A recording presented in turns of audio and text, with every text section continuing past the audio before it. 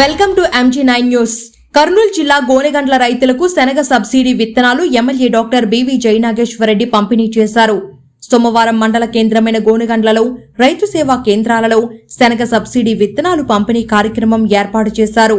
ఈ కార్యక్రమానికి ముఖ్య అతిథిగా MLA doctor BV Jayanageswara Reddy, ADA Mohammed కాద్రిలు హాజరయ్యారు.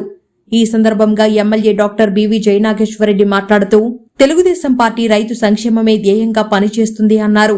రబీ సీజన్లో శనగపప్పు విత్తనాలు వేసుకుంటే పంట బాగా పండుతుంది. ఈ పంట 3 తరులు నీళ్లు కట్టుతే పంట పుష్కలంగా వస్తుంది. అందులో ఈ పంట చలికే కాసిపోతుంది. ఈ అవకాశాన్ని రైతులు సద్వినియోగం చేసుకోవాలని కోరారు. అనంతరం వెముకోడు, బైలుప్పల గ్రామ రైతులకు ఎమ్మెల్యే చేతుల మీదుగా శనగ విత్తనాల సబ్సిడీ క్రింద పంపిణీ చేశారు. శనగ విత్తనాల సబ్సిడీ క్రింద క్వింటా 7,050 రూపాయల ప్రకారం పంపిణీ చేశారు.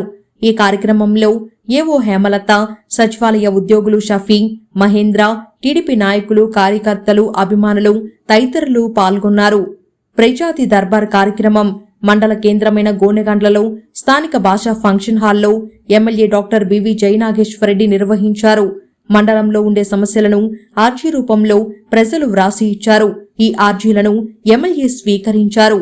MG9 న్యూస్ తో విలేకరి గౌస్.